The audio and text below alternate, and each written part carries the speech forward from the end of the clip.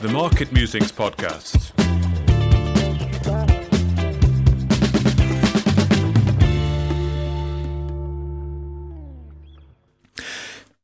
Well, hello and welcome to the Market Musings podcast here from Stockbox. I'm very pleased, very excited to have our guest today, Rick Rule, of course, a seasoned mining junior resource investor. Rick, it's a pleasure to be talking to you. Thank you so much for your time. I know it's 7:30 in the morning for you, a little bit later for me, but thank you so much for joining us. How are you? I'm fine. It's a pleasure visiting with you. I'm delighted to be described as seasoned as opposed to aging, but thank you for that. That's okay. We're very polite in Britain. But no, I really appreciate your time coming on because, I mean, I've known obviously about you. It's the first time we're talking on a podcast, and I'm very pleased we're doing it on Stockbox here with me. But I've known about you for, as many people do, for many, many years. I mean, my investing journey started back in probably around 2010. I think I bought my first junior resource stock in around 2012, 2013, having no idea what I was doing. I picked up a tip, in inverted commas, from one of the bulletin boards, quickly made quite a lot of money and then quickly lost it all in that stock. But of course, you know, you've been around a long time, and it's really good to have you on because at Stockbox, we interview CEOs, we interview geologists, we cover a lot of companies in the mining and exploration space, a little bit of tech and a little bit of pharmaceutical as well, but definitely quite heavy on the mining front. So I'm spending a lot of my time talking to CEOs, interviewing them on news releases that they've had, or talking to geologists about why they're drilling there, what they're hoping to find, or what does this result tell you, what's your geological model looking like, and conducting podcasts with similar people in the space. And it's really nice to have you on because, of course, you've got a wealth of knowledge in this space. And at the end, I'm hoping, if you're happy, I did put out a tweet asking if anyone has any questions for Rick, our audience, because our audience were all about giving the audience what they want, the investors getting their questions across to either CEOs or subject matter experts. So we do have a few questions that have come in for you, which I'll put to you at the end. But I mean, what I'd like to do first of all is just understand a bit more about you, where your journey started from, how you sort of made your money, how you got to where you are today. So if we go back to perhaps the beginning in getting started, I mean, what was your original interest? How was your entry into the stock market? Did it start in mining? Did it start in tech? Or, you know, what was your first stock that you bought? As a young boy, I was interested in biology and geology. I became a student at a place in Silicon Valley in California, actually, called Youth Science Institute. And so I spent a lot of time outdoors. My stepfather was chairman of the Department of Biology at San Jose State. And through him and through my mother, I spent a lot of time outdoors. And I just developed an interest in agriculture, in water, in land use, and then a real fascination for geology. I lived in a place called Almaden in the very southern part of Silicon Valley that was a historic mercury district. And as a young man, I spent far too much time trespassing and going in old abandoned mine workings. And that led to my emigrating to Canada in 1970, I believe it was, to attend the University of British Columbia, which at the time had the only degree granting program in natural resource finance in the Western Hemisphere. Okay. While my academic career would be best described as lackluster, I, in fact, left university after 3 years. That's a different story. That was at the very beginnings of the boom of the Vancouver Stock Exchange. It was the epicenter for natural resource exploration finance, really globally. And through an odd set of circumstances, you asked me, so I'll tell you. Through an odd set of circumstances, I came to own a bar in Vancouver while I was still in university. I had to have a job to put myself through school. I had to work nights, and oddly, that resulted in me becoming a bar owner. And that bar became the nexus of the Vancouver mining stock community. And Okay. while I was studying natural resource finance during the day from tenured professors who didn't know that much, at night I was serving whiskey to all the players in the market. While I was sober and they were drunk, I pestered them with questions. And then I would hustle off in the back and write down the answers on a little spiral notebook. And very, very, very naturally, I came into junior mining stock speculation, unbeknownst to me, getting an apprenticeship from the Peter Browns and the Murray Pesums, and the people who were really, truly the foundation of the Vancouver and later Canadian junior mining stock scene. Yeah, very, very fortuitous. I also had both the good fortune and the bad fortune simultaneously of coming of age in the business in the decade of the 1970s, which saw the gold price go from $35 an ounce US to $850. Saw the natural gas price go from 20 cents a thousand to, well, with deregulated gas, deep gas, $15 a thousand. Just a tremendous bull market. The good news was that that fascinated me, and I made a spectacular amount of money for a young man, truly a spectacular amount of money. The bad news was that I confused a bull market with brains. I thought I made all that money because I was a genius. When that market ended at the end of 1981, I went from being a very, very wealthy, and by the way, hubris-ridden, obnoxious young man, to being substantially more humble and having a very substantial negative net worth. It wasn't like I went broke because I had bank debt around my oil and gas assets. I went sub-broke. Right. And that was a useful lesson. It taught me how smart I really was, which is to say not very. And it taught me, too, that markets work, that the cure for low prices is always low prices. Similarly, the cure for high prices is always high prices. And that contrarian lesson is really what I learned in the decade of the 70s, if nothing else. So you were sort of right place, right time. You had your bar. It was a place where people came, and you were able to get sort of tidbits of information here and there that you could then go and research on. And it timed with the mining cycle boom from the 70s, the early 70s till the 80s. Correct. And I was a very persistent young man. So when you say tidbits of information, I basically got the mining Bible.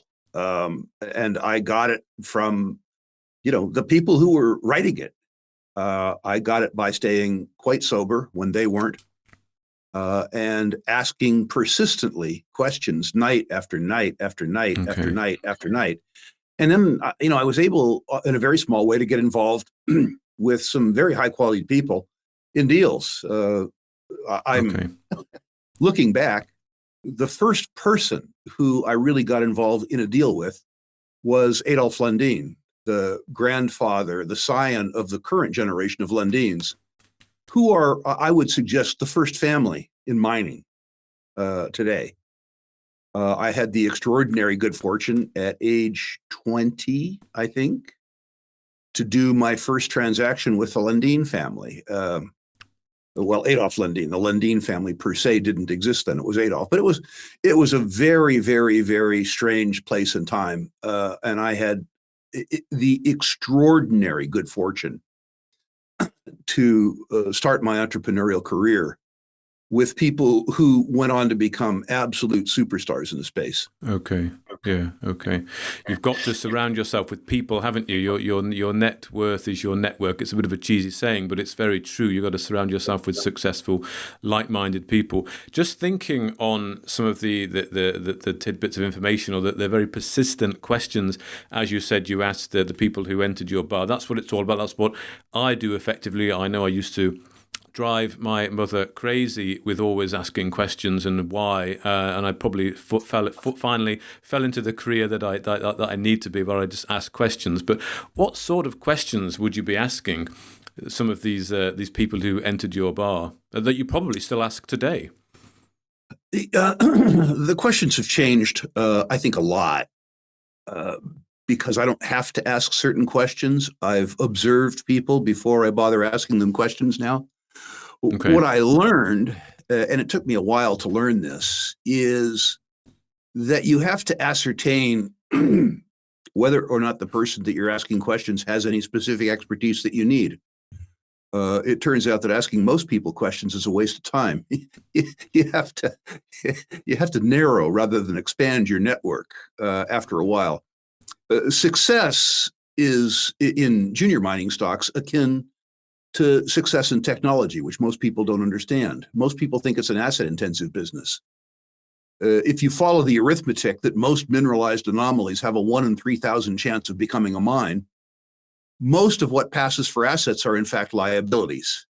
And it's the intellectual capital, it's the process of answering unanswered questions that makes junior mining work. In that sense, it's very much a technology business. So the human resources, as boring as they may be, are more important than the physical resources. So the first thing that you have to do is ascertain whether or not the person that you were talking to is worth talking to. Have they been successful? Okay. I got that one right pretty early on. What I didn't get right for about 10 years was that the expertise had to be applicable to the task at hand. Somebody tells me that they've been a success in mining. It turns out that their success in mining was that they operated a producing gold mine in 2 billion year old rock, Archean rock, in French-speaking Quebec. But the task at hand is exploring rather than producing copper gold porphyries in 15 million year old tertiary volcanics in Spanish-speaking Peru. Yeah. A success is a success, but that success isn't applicable to the task at hand. So what I came to learn was before I started asking questions, I had to understand something about what questions would be valid to the task at hand. And I need to tell you, unfortunately, lest you think I'm too smart, that probably took a decade. Okay. And I came to be pretty good at asking the CEO how and why he chose the chairman of his board. What specific expertise did the chairman have? If the chairman was his boss, what was he looking for in a boss? What was the specific expertise of the geologist? Was the geologist chosen because he lost his job at Home Depot? Or was he in fact competent, he or she competent in the terrain that they were charged at looking at? Was the CFO an experienced fundraiser, or was he or she experienced at doing financial expediting of exploration programs? What I really learned was the importance of specific expertise. I would say that the second thing I learned was a specific line of questioning around value creation. I came and I got there before I got the other one, but understanding as I came to understand that exploration in particular is a knowledge business, not a physical goods business. I learned that value is created by answering a series of unanswered questions, increasing the market's knowledge of the probability of success on an exploration project. So I would ask people, what is the primary unanswered question that you can answer that will add value to your project? And how much time will it take me to get a yes answer or a no answer? What will constitute failure? How will I know that you're going to pivot and save the rest of your money in the event of a failure? And if the answer becomes a yes answer, what will it cost? And what question will it presuppose? I have found over 45 years of engaging in that sort of dialogue that fully 80% of the people that I proposed that question to had never considered it.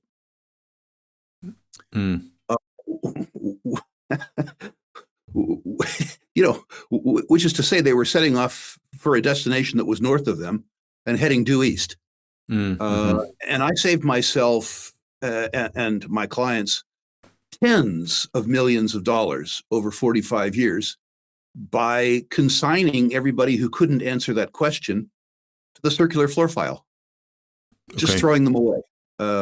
Was very important. And I would say that was a real maturation point in terms of my ability to invest.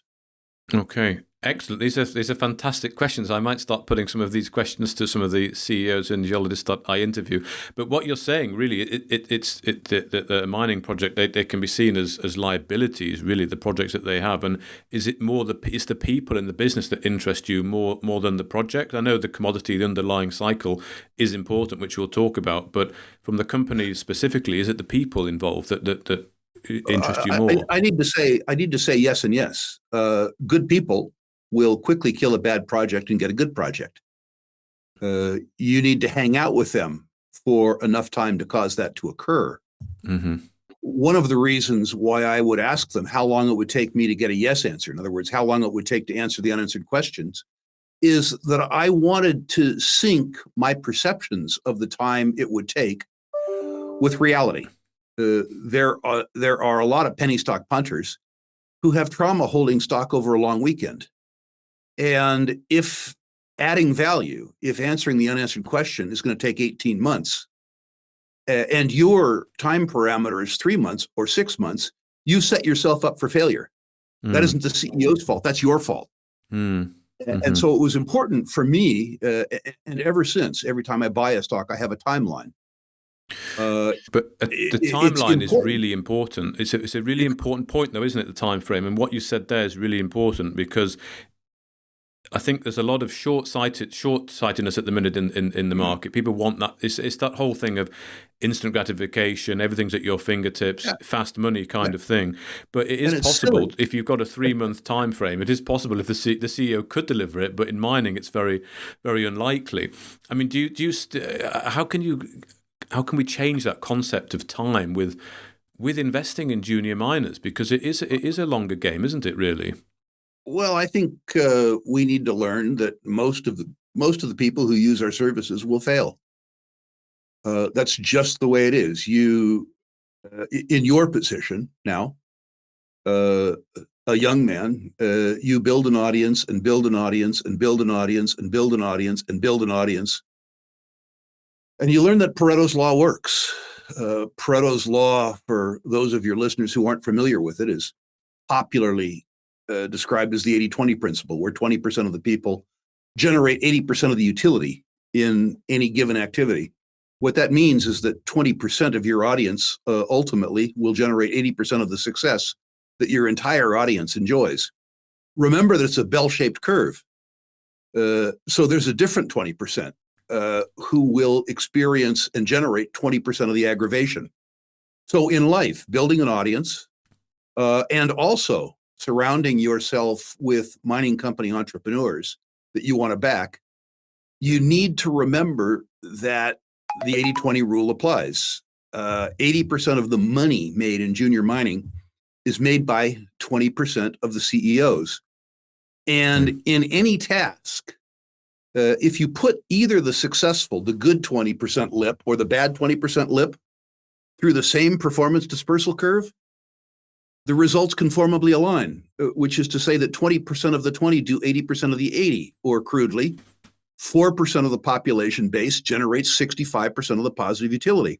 Mm-hmm. I found in mining and in oil and gas that it works for at least one more standard deviation, which is to say that fewer than 1% of the executives that I've done business with in my 50-year career have generated well in excess of 50% of the utility that I've enjoyed. Okay. In fact, looking back on things, and this is embarrassing, if I had never done business with a CEO who I had not experienced success with before my 35th birthday, I would have worked half as hard and I would have made twice as much money. Mm-hmm. Mm-hmm. It's embarrassing to say. I've done business with probably 200 people. Serious business with probably 200 people in terms of executives, and I can tell you that probably 12 of them delivered damn near Really? all the money and damn near all the pleasant experiences. I had interesting experiences with the rest of them, but I'm talking about pleasant experiences. 12 out of the 200. Well, yeah. Well, I mean, yeah, it's that whole thing, isn't it? That how many acorns fall and how many actually grow into a big tree. That's a kind of analogy, isn't it? So, I mean, as investors in this space, it's up to us, isn't it, to define our own timeline and then ask those questions of the people who lead the company to make sure those timelines align with what you want as a return, and also be realistic about it. But do you know what I think as well? I think a lot of retail investors, and I put myself into this, years ago, and maybe even to a degree today, that we're kind of chasing that big win, that first kind of catalyst event or liquidity event that then gets you a sort of good pool. And then you can kind of go into the more kind of longer term mindset. I mean, did you have a catalyst moment? Did you? I know people who've done it, who've been lucky effectively, and got a big payout, and can then go and spread their capital around, take more of a longer risk, and not worry too much. Did you have such an event in your early career, or was it more about stacking gains, compounding across multiple companies? I had several, and that was both good and bad. As I say, as a very young man, basically a penniless immigrant to Canada, I made what was for me an inconceivable amount of money, and then I gave it all back. Yeah. My net worth went sub-zero. So I had both experiences. I certainly achieved what you suggest. By age 27, had I cashed out and quit, I could have been done. I thought I was going to be a blue-eyed sheik, of course, and that isn't what I did. But yeah, I had some early events. And I think it's important that young people who get in this game, the speculation game, rather than the investment game, consider two things. First of all, their portfolios, as small as they are, should be barbells. Part of their portfolio should be extremely, extremely well thought out and conservative. It should take advantage of the eighth wonder of the financial world, which is compounding. It's important that people invest even consistently while they're speculating. In speculating, it's very important to focus on extraordinary upside, because more frequently than not, you're going to lose money. That's what's going to happen. You have to develop a psychological tolerance for losing 25% of the money that you have in an investment frequently. You do that because every now and then you enjoy a 10-bagger or a 15-bagger. And 1,500% wins, particularly if they're magnified by a warrant, amortize a ton of 25% losses. And that's the way the game works. And I think the other thing that you talked about is something that you need to just hammer your audience with, which is realistic timeframes. People are attracted to my broadcasts because they've heard from other people about how many 10-baggers or 20-baggers or 30-baggers I've enjoyed. And they conflate me enjoying a 10-bagger or a 15-bagger with their preferred time frame, which is the day after tomorrow. And that doesn't work. My average 10-bagger has probably taken 5 years to achieve. 5 years. People need to think about that. And during that 5 years, in most of the 10-baggers that I've enjoyed, I've experienced a 50% decline in the share price during some period of time. So in addition to being patient, you have to be persistent. And in order to be both patient and persistent, you have to do enough work understanding the value proposition of the stock that you have the confidence to be both patient and persistent. This is not something where, quote, you got a hunch, you bet a bunch. That doesn't work. Yeah. Okay. And you're saying typically that the 10 baggers have taken 5 years, and you experience 50% sort of drawdowns, reduction in value over that time.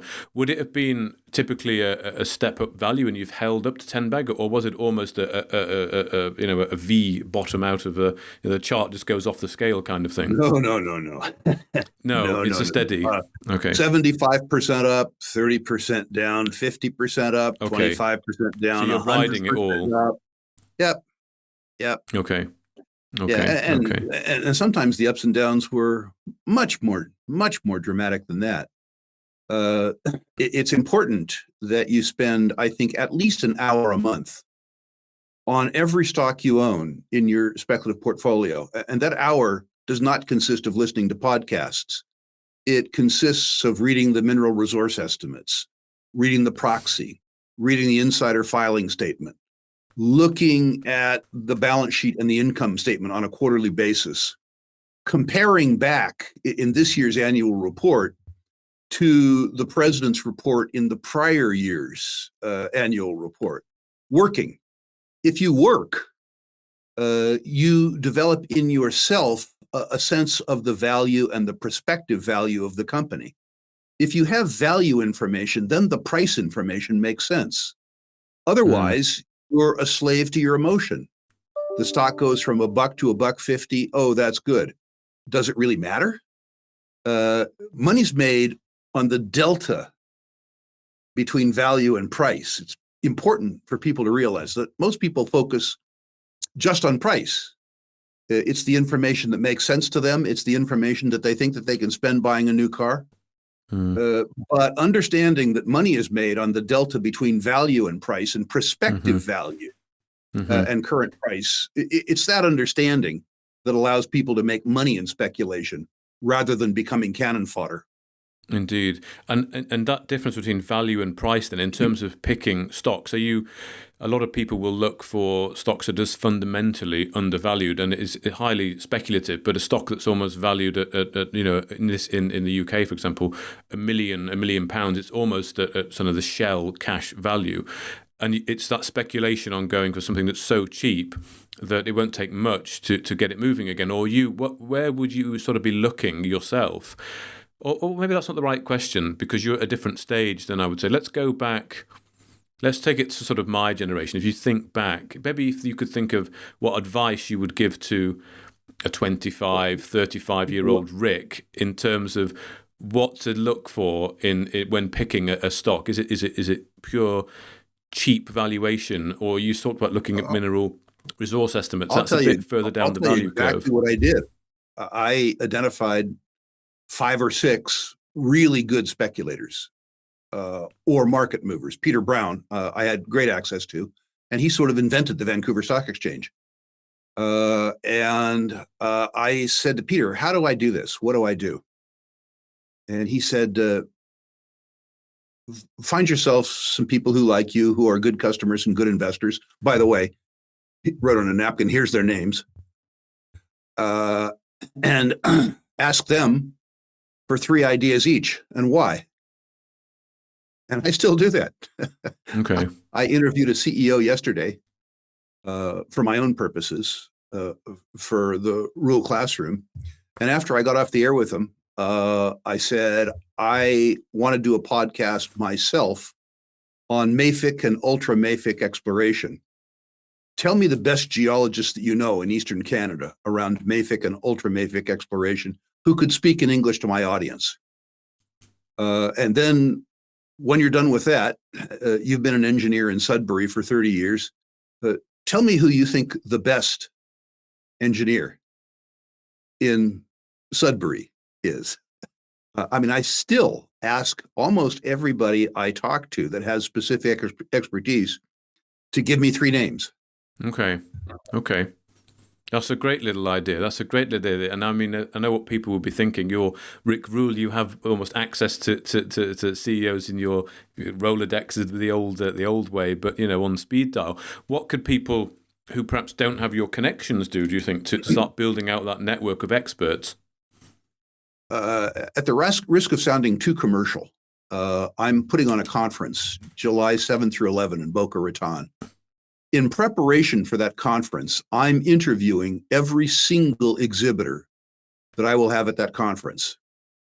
And in these 15-minute interviews, at the end, I say to the CEO, tell me the name of a living, breathing human being that my audience can reach out to in your company to learn more about your company. In 90% of the circumstances, the CEO said, I love to talk to shareholders. They should call me. Here's my phone number. The really passionate entrepreneurs don't want to talk about politics. They don't want to talk about sports. They don't want to talk about opera. They don't want to talk about the books they read. They want to talk about their passion, which is their company. And if a CEO won't talk to you, he's telling you something very important. He's telling you he doesn't give a damn about his cost of capital. And that's valuable information. You throw him in the circular floor file and don't talk to him again. The passionate CEOs, I remember very well, Adolf Lundin, before he got sick, but he was already a billionaire, would come to my conferences himself. He would pitch up in the booth, and he'd be talking to some little old lady who owned $1,800 worth of stock. That's the kind of passion that you want in a CEO. So the CEO who doesn't have that passion has given you valuable information. He's not worth you spending your time on. Yeah, I would agree with that. And going back to my early days in investing, you kind of put these CEOs on a bit of a pedestal. You think, oh, they're not in my league. They've got a lot more money than me. And it is a bit of a barrier to entry. But ultimately, once you kind of smash that ice and start making contact with CEOs, you find that actually they are people just like me and you, and they have different skill sets, and you can talk to them. And if they don't want to talk to you, then that's, as you say, that's not usually a very good sign. Or if they can't answer your questions, it's not usually a very good sign. I hope that some of the work that we do on Stockbox, when I ask CEOs questions, that our audience can then make an informed decision based on how that CEO is responding, or how he answers those questions, whether that company is actually worth speculating on. Well, I might suggest to you that you put the CEO on the spot and say, I'm doing you a service. I'm introducing you to 1,000 people or 1,500 people or whatever the number is. How would you feel about those people reaching out to you personally? And how can they reach you? If they're good CEOs, they would welcome the opportunity. And if they're bad CEOs, you would be doing the investing public a favor by exposing them to that. Indeed. Yeah, indeed. Well, thank you. That's great. I just want to do a couple more things. We want to talk about your events, and we've got. I don't want to go too much into it because we can probably spend ages on it. But of course, the cyclical nature of this mining sector. I just wondered if you had an opinion on where we are in the sector, because I've been hearing the same thing for nearly 10 years, really, that the bull market's coming. But I can probably just about finally actually see how it might happen. But you have got things like copper, all-time highs, gold, all-time highs, uranium, all-time highs. Are these commodities still worth looking at, or are they already at highs? I know you say a lot about look for what's not hot, not what's hot, so look what's coming down. But in a general kind of mining cycle, when the tide comes in, all boats rise, do you think we've started that journey? Do you think the tide has started coming in? And do you think we will see? I spoke to someone, a commodities trader, investor, hedge fund manager, based in Switzerland, who has he's researched all the mines. He's a very data analytic guy, and he said it's going to be one of the greatest moments to be alive when this sector really kicks, when the world goes down the green economy shift. So, first of all, in terms of the general mining cycle, where do you think we are? And secondly, do you think that this cycle could be bigger than all previous cycles, given the green shift? I'd like to bifurcate the market into two parts: precious metals and industrial materials. I believe in both sectors that we're early on, in American parlance, the second or third inning of a 9-inning game, to use a baseball analogy. But I think they're very different markets. I think what gets in the way, if anything does, of an industrial materials bull market would be a synchronized global recession. We've had an extremely benign economic climate in the United States, at least since 1982. So a 42-year run where nothing's gone wrong. And from society's point of view, we wasted part of that because for 30 years, we have underinvested in the means of production around natural resources. We've underinvested in copper. We've underinvested in tin. We've underinvested certainly in fossil fuels. The consequence of that is that almost no matter what we do, in the next 5 years, we're going to experience supply shortages. The sole exception may be iron. But we're going to experience supply shortages. Normally, if you experience supply shortages with consistent or increasing demand, the price goes up. A recession means that you could experience supply shortages while you constrain demand, and the price wouldn't go up. This delays rather than eliminates the upside. For many people, a delay is elimination because they don't know enough to stay the trade. For others, it's a different circumstance. In precious metals, my suggestion is that a bull market would be delayed in a rising interest rate environment because of the increasing attractiveness of savings assets relative to gold. I don't believe that the Western economies, as they're currently configured, will experience that rising interest rate because I don't think that the political class and most of the voters, frankly, will stand for it. So I could see a hiatus coming in a gold bull market if we had a recession, if the recession caused a so-called flight to quality, which is to say U.S. bonds. But I think if the fiscal response from governments to that type of liquidity crisis looked like the fiscal response that we've seen to prior fiscal crises, which is to say monetary easing, quantitative easing, which is English for counterfeiting, artificially low interest rates, then I think in the aftermath of that liquidity squeeze, that you would see a bull market that at least rivaled the 2000 to 2010 bull market in gold. For those of you who don't remember, that's from 256 US dollars an ounce to 1900, a truly epic bull market. I hope that answers the question. Yes, yes, it does. It definitely gives good food for thought there. And I just want to finish off, as I said at the start, with some questions from our audience, and then we can talk about briefly your events. So if I can just ask you, I've got 3 questions here. I'll just read them as I've got them. So could you please ask Rick about his opinion on the Anglo-American and the BHP bid? I still think BHP has made a mistake in the structure or the level of the offers. Anglo holds some great assets. I'd be interested in his thoughts. I think that the sum of the parts in Anglo were worth more than the BHP offer. I appreciate the BHP offer because a bid is supposed to be accretive. In other words, you're not supposed to overpay for an acquisition. If you're an Anglo holder, of course you want BHP to overpay. There are some contingencies to success. If you are Anglo-American or you're a potential acquirer of Anglo-American, you have to pay attention to what this group of thieves called the ANC proposed to do to your South African assets. These guys have absolute postdoctoral degrees in looting, and some part of the success of that bid will depend on how the cadres are treated in the spin-off of the South African assets. It's important to know that. So I'm impressed with BHP's discipline. What BHP would like to end up with, of course, are the copper assets in South America, as would everybody else. Yeah. It may be that the resolution to this is that the Anglo guys who understand South Africa fairly well, because they ostensibly are based there, find a way to make a deal with the cadres around the South African assets and somehow isolate the other assets themselves without a bid, or isolate those assets and then transact on them later.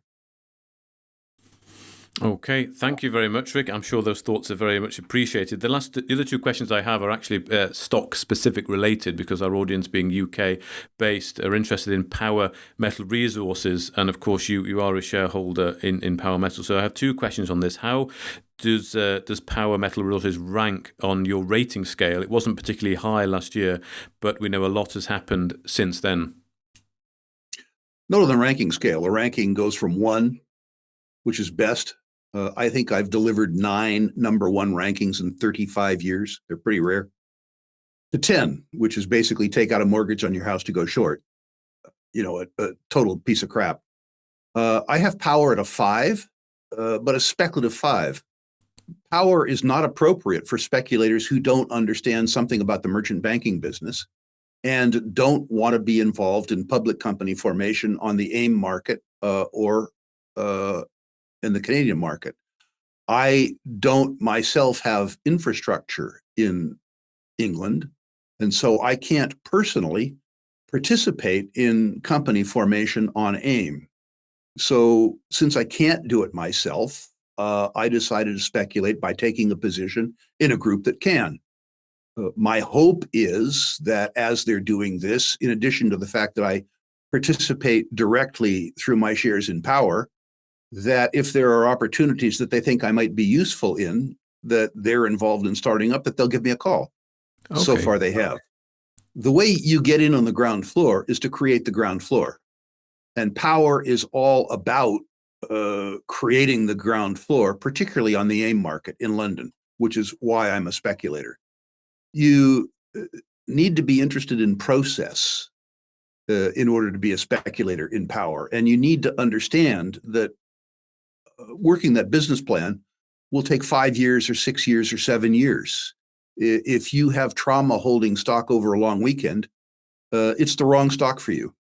Sure. Okay. Excellent. Thank you, Rick. I'm sure people will appreciate that answer. And just following on from that, this question came in. Seeing that Rick is a Power Metal, he's in Power Metal Resources. It's one of my largest holdings. How are you feeling about the pending uranium joint venture in the Athabasca Basin, hopefully signed in or around the time of your symposium next month? I never get attracted to any one project or any one property. For me, it's all about process. I learned in my second year in university that the average mineralized anomaly has a 1 in 3,000 chance of success. And the idea that I'm going to get really horny about an early stage property, just not going to happen.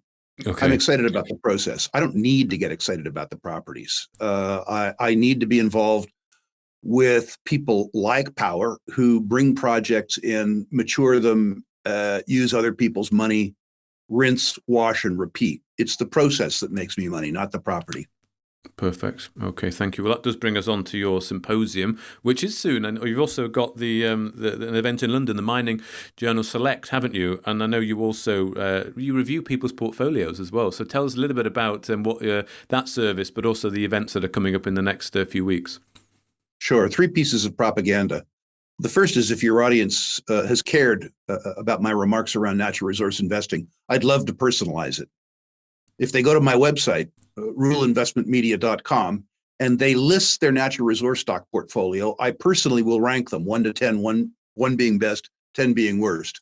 I'll comment on individual issues if I think my comments might have value. If I don't know the stock, I'll say I don't know the stock. In other words, I won't rank it. That's ruleinvestmentmedia.com. Please no crypto. Please no tech stocks. Please no pot stocks. Leave an old man to do what he does well.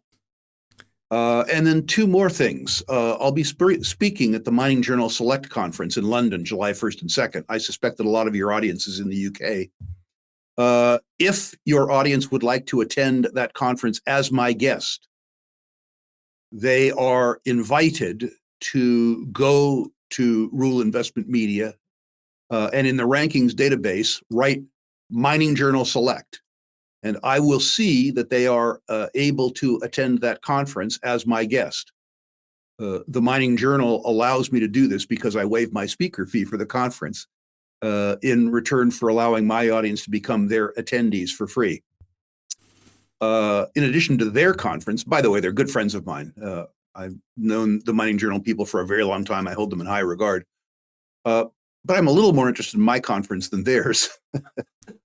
My conference occurs July 7th through 11 in Boca Raton, Florida. This will be my 28th year, I'm told. But you don't have to go to Boca Raton. We broadcast the conference on live stream so that you can watch it, as more than 1,000 other people did last year, from the comfort and convenience of your own home. I believe this to be the finest natural resource conference on the planet.